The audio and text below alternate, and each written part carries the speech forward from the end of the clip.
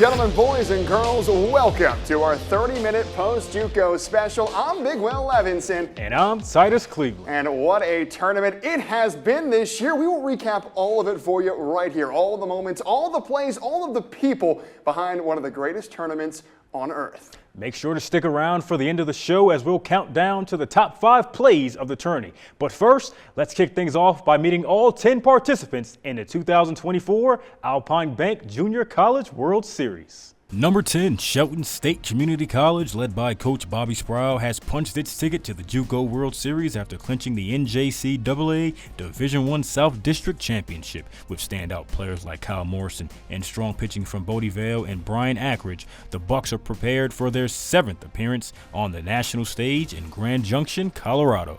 You know, a lot of us are very experienced, and we've been here before, so we know what it's like to compete with all these really good teams and stuff. With strong leadership and key player performances, the Bucks are poised to make a significant impact at the JUCO World Series. Now to the 9th seed from just outside of Vegas. It's Southern Nevada here in Grand Junction for the 4th time in program history, champions back in 2003. And this team ranks 2nd of everyone in this tournament with just a 4.03 ERA, and they have confidence in their pitching. The biggest thing is our pitching staff. You know, when they're right, they're pretty good. They've done a good job of carrying us. It's a very diverse pitching staff. You know, we played well pretty much throughout the whole year, and we're hoping that we bring our A+ game here to Grand Junction and start here Saturday against Northwest Florida. We're a really gritty team. Like we always come back when we're down. So I think it's just being who we are, just playing the game one inning, one pitch at a time, and just not making it too big. Just being who we are, playing, getting the little things done, and just playing how we've been playing all year. And there's Florence Darlington Tech, the 8th seed from good old South Carolina, the East District, back at Grand Junction for the 3rd time last year in 2021. And this is a solid team across the board. Top 25 in the country in hits, batting average, and an earned run average. But really, you can just see the confidence with this Stingers team. We didn't lose much throughout the year because we were playing our game. The only time we did lose was when we got away from it. I think we play our game, nobody can beat us. Our expectation is to win every game. We know everybody here is as good as it gets. It's the best in the country. It's the World Series for a reason. So we still expect to win. Nothing changes. And at number 7, the McLennan Highlanders, having claimed the Region 5 championship with a decisive win over the Midland Chaparrals, are set to compete in the 2024 JUCO World Series, a team that is well prepared to showcase their talent and pursue a national championship in Grand Junction, Colorado.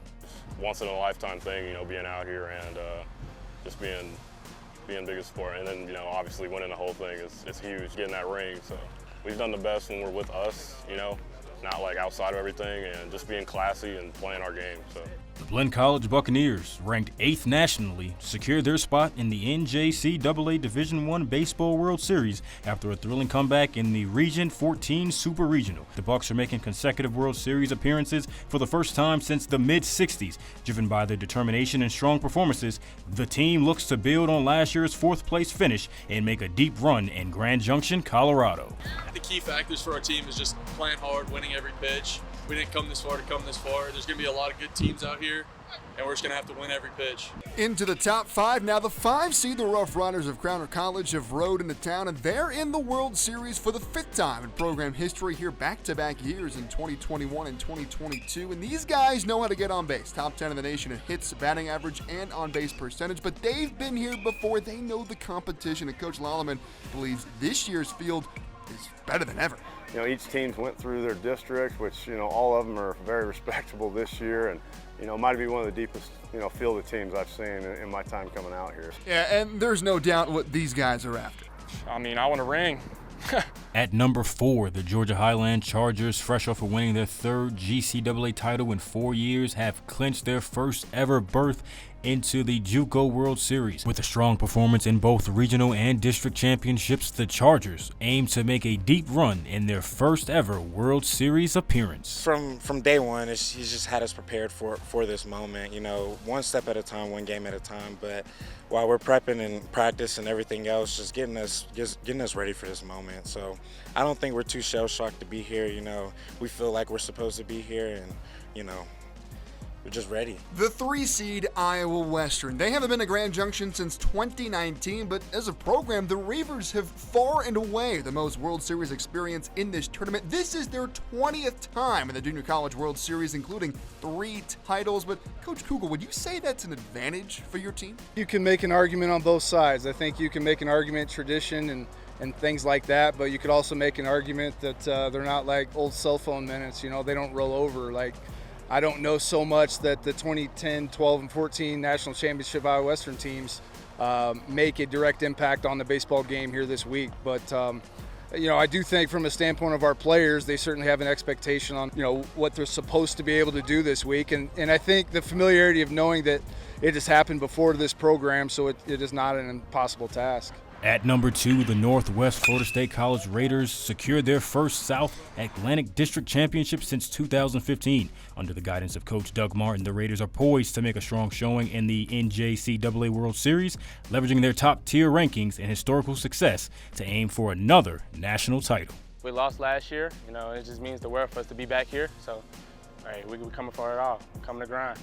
Confidence and have fun, man. This team is built with confidence. We're built with energy, and that's what we're coming here to show everybody, show the world, is the energy and the excitement that we bring to the game. And finally, the number 1 overall seed in the tournament, the Cavaliers of Johnson County, here for the 2nd straight year. And after going 1-2 last year, the Cavs feel better prepared this year for the bright lights of the JUCO World Series. Grand Junction does such a great job with this tournament that, you know, it's probably the next best tournament besides Omaha. So our guys kind of got blown away a little bit with the limelight, and I think we kind of forgot that we came here to play baseball. And, you know, this year we've got some experienced guys. We hope that they lead us to some more wins. And this is a well-balanced team that does a good job of doing it all.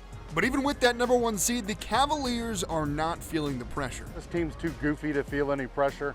They have fun. They love playing baseball. They play for each other. And, you know, I haven't seen any pressure out of them all year.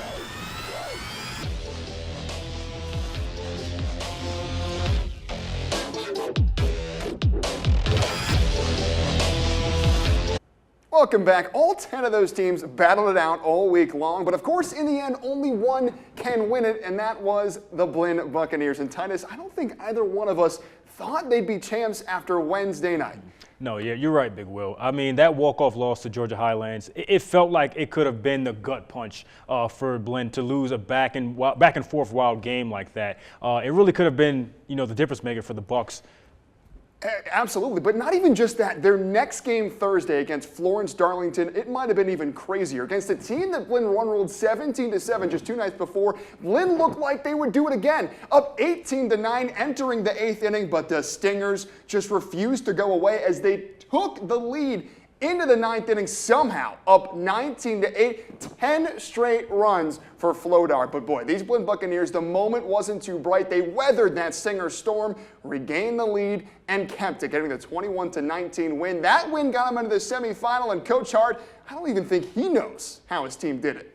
I'm not sure I've ever seen 2 games back-to-back like that. I'm just glad we were on the good side today as opposed to yesterday. But baseball will humble you pretty quick. You know, as soon as you think you got it figured out, it tends to remind you that you don't. So you just got to keep your feet on the ground. And, you know, I think that's one thing that this club does really well is they just keep playing. I mean, can you imagine the emotions they were going through being that close to being a run rule and then losing the lead on a home run at that, you know, and the will and the grit it took for these guys to fight back, it's just unbelievable. And you just never know what can happen in this place is the thing, and momentum switches on a dime. Like, you can be rolling, and I think that's one thing that, having been here as many times as I have been, it's just like, you know, in the back of your head, like, we got to keep going. You got to keep your foot on the gas and keep pressing,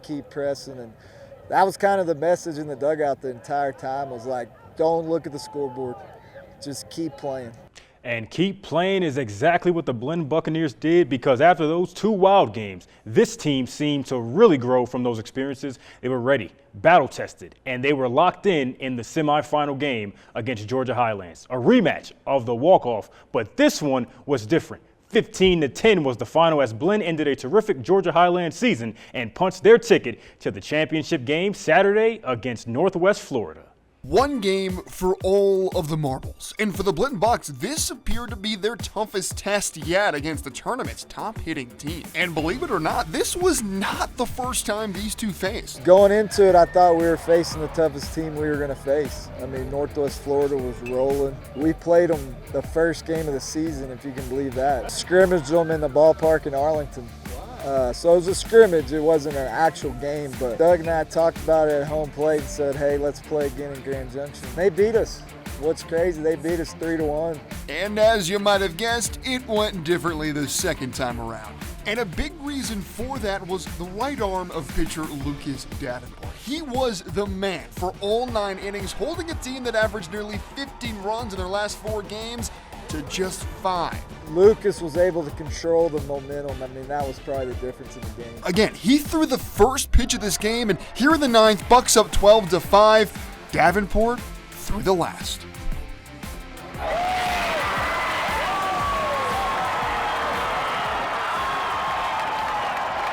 After every inning, I just was back in the dugout, get another 0. I mean, that's what you got to think. You got to think every time you go out there, it's going to be a 0, and you're going to keep your team in the ball game. I mean, the biggest thing is just commanding the fastball, landing the off speed. I mean, I've told that to all of the other pitchers, and when you can do that, it just makes pitching a lot easier. And you can't talk about this game, really, you can't talk about this tournament without mentioning Cade Climby. He took home Best Hitter and the Kirby Bucket MVP award, 2 RBIs in the Natty, and a JUCO leading 17 RBIs this week, including 5 home runs. It's special, once in a lifetime. It's awesome. Just wanting to win. I didn't want to go home, and I wanted to walk away with it all. I wasn't here last year, but the boys talked about it all year and how special it was, and I just wanted to be a part of it. And sure enough, we came, we took it all, and it was just special. I enjoyed every second being here.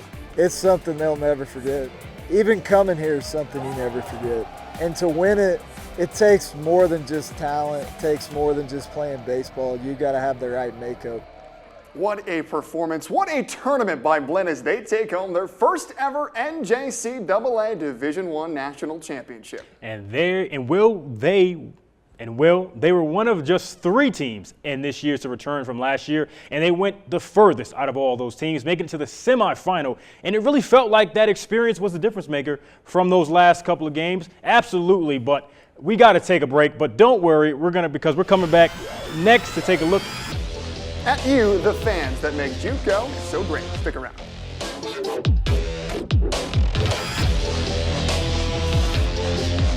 Welcome in and welcome back. Beyond the players, the plays, the coaches, the moments on the field, what really makes the JUCO World Series so awesome are the people in the seats cheering their hearts out. Our Timber Schumann has more.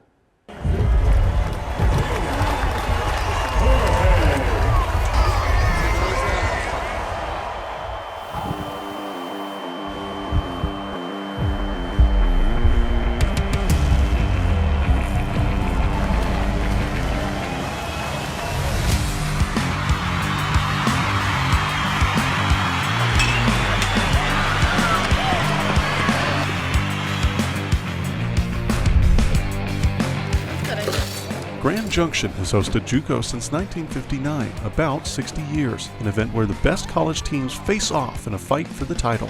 People of all ages and all walks of life fill the stands, coming together for one great thing, American baseball. Most fans come every year. Like 6 years now, maybe. Like 4 years, maybe. I've been coming to JUCO since I was like a little kid. Yeah, me too. Some have come for decades. Oh, probably 10, 15, somewhere around there. Probably ever since it started. Heck yeah, so like 20, 30 years? At least, yeah. And some like JUCO enough to work for it. I've been coming to JUCO for about 4 years now, and then I've been working JUCO for 3 years as a security guard. What's your favorite part about working as a security guard? I get paid to be where people pay to be. We love coming back to JUCO. It's a great environment, great vibe. So what else keeps fans coming back? Seeing the new teams every year, you never know who's going to show up, and it's always different. So you get to see a lot of different games. Just the overall of what it brings to the community. I love JUCO. We come here every year. If it wasn't for my daughter, I probably wouldn't come. But Changes over the decades have shaped the game into what it is now. This year's big change, the time clock, giving 2 minutes to pitchers to warm up and only 20 seconds to pitch the ball. It makes the game go a lot faster. Some fans, like Malachi and Jackson, don't watch just for fun. They watch to learn. Do you play any baseball? Yeah, I play for Big Orange. Do you play with them on the team? No, I'm on the other Big Orange team. JUCO, a league bringing both players and fans together from all walks of life, simply having a ball. Tim Brashear, KREX. Welcome back to JUCO World. And folks, if you've been around JUCO in any capacity over the last 3 decades or so, you've probably seen or met the great Jamie Hamilton. Well, definitely. And Hamilton once started as a JUCO ball shagger, but since 2003, he has been the chairman of the JUCO World Series. But this year, Jamie saw his final tournament as the head man. Just before the championship game, we got to see a physical passing of the torch. This was the moment.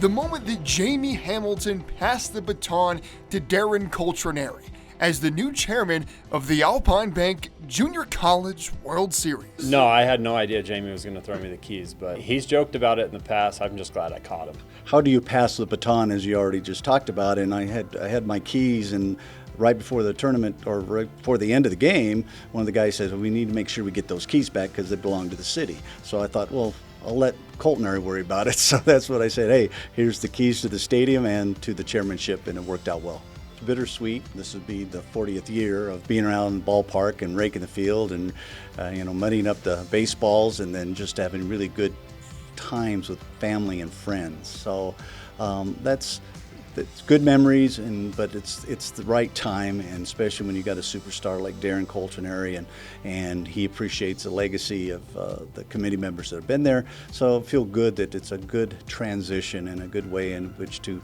enhance this tournament for the next 60 years. And with the switch, Coltrinari says don't expect too many big changes. If it's not broken, don't fix it. We'll continue to evolve as it needs to happen.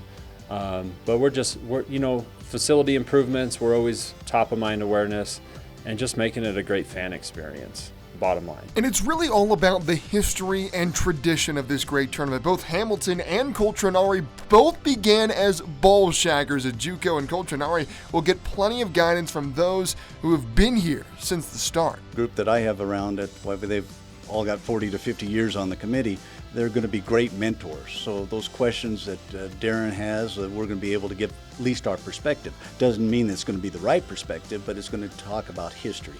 And that's something that if you again look at the legacy of going back to Bus Bergman and Jay Tolman when they started this program, and Dale Hollingsworth when they got with the Chamber of Commerce, we respect that, and Darren does that. But to always remember, it's the fans in the seats and the emotions and the partnerships and the memories that we create with that, and they really make it great for the student athletes. And this tournament was as special as any for Jamie Hamilton, as it was the first year of the Debbie Hamilton JUCO All-In Award in honor of Jamie's late wife, Debbie, who was all in for every moment of every JUCO. And the first ever winner was so deserving. One of my favorite people I met at JUCO, Georgia Highlands coach Dash O'Neill. Just amazing. I had a number of people that just had nominated different people, but in my heart, when I saw him at the Memorial game, when he told his players, gentlemen, shake the hands of those veterans as I got off the helicopter, and kids didn't question anything. Every one of them shook the hands and looked them straight in the eye and said, thank you for your service. I said, that guy knows more about being all in than anybody I've been around. And then I got even more nominations about him, and then just seeing that press conference at the end of the tournament, and even better that the plane flight couldn't get back out. He happened to be at the game.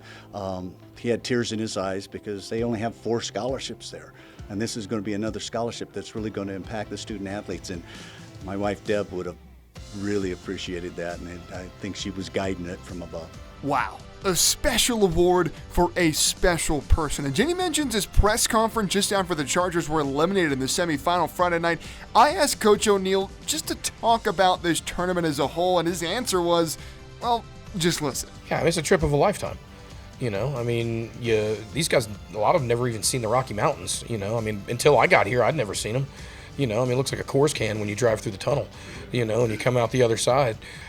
These guys, you know, we live in a great place. Georgia's awesome, you know, and we love our town, and we're proud of where we're from, and you know, but you know, you come out here, you drive through the mountains, you know, you get a chance to play in an incredible stadium with a crowd that just loves baseball, you know, and they appreciate hard play, you know, and I think our guys got to feel that, you know, when we played hard and got after it, they got some love.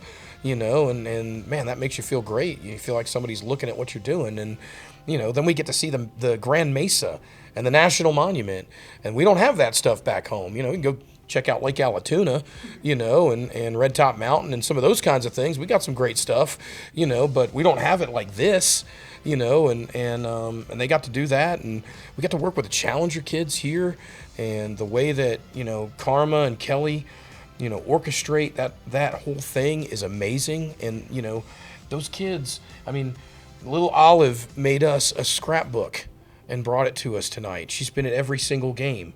You know, Bailey has been at every game. You know, Dagan is out there, and he's got a sign in his shirt, and he's dancing with our team, and, you know, and there's so many others, you know, that are doing those things too. And I know there's 40 guys down there that will have a connection for the rest of their lives, that will come to reunions every 5, 10, 15 years and hug each other's necks, that'll be in each other's weddings, that'll be the first people that see their children, you know, after they bring them home from the hospital, you know, and that will remember this forever as the best team and the best experience they've ever had. So I think that's what it means.